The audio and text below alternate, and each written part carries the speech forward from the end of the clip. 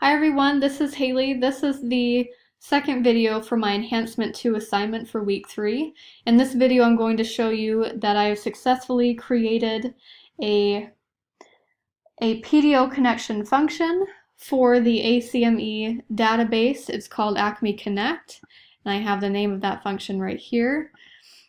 When the database connection fails, it'll bring up a generic server error page. What I'm going to show you first is what happens when the connection is successful. So if I click the live preview button here, the page is blank.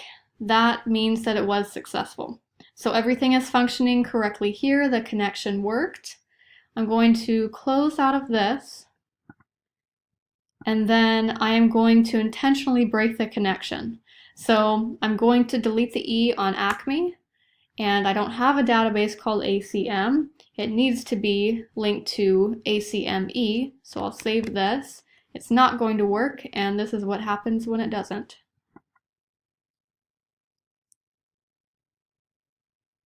Awesome, so I have this generic server error page.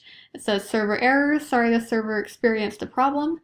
So this is what happens when I intentionally break the connection. So everything works. I have successfully built a database connection file. Thanks for watching.